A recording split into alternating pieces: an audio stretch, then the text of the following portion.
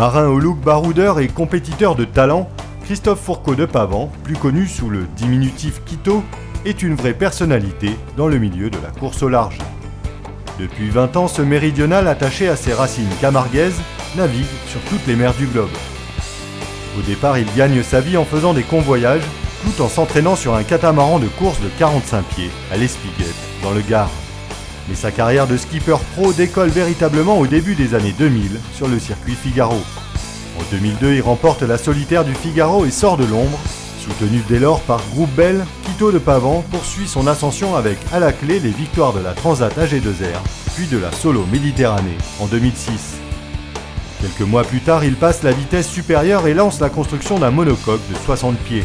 Sur sa nouvelle monture, Quito fait parler la poudre sur la Transat Jacques Vabre en 2007 où il termine 6ème aux côtés de Sébastien Coll, puis sur la Transat B2B en solo où il se place second.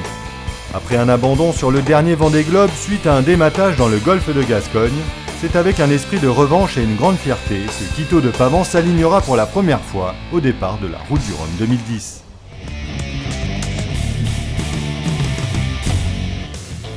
Mise à l'eau en 2007, Groupe Bell est un 60 pieds IMOCA sur plan verdier.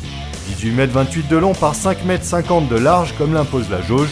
Avec un déplacement de 8 tonnes, le monocoque porte 322 m² de toile au pré et 962 m² au portant.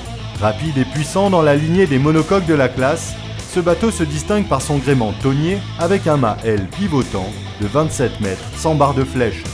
Avec sa forme de coque à bouchin qui remonte loin vers l'étrave et beaucoup de volume sur l'avant, le bateau plane très tôt et accélère vite au portant. Côté safran, Quito a préféré des lames fixes plutôt que relevables pour gagner en poids et améliorer les sensations à la barre pour une conduite plus directe.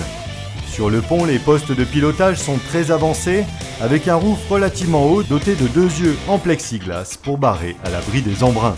Même si son bateau ne profite pas des toutes dernières innovations techniques, Quito de Pavan conserve un avantage certain sur ses concurrents, il connaît son bateau sur le bout des doigts.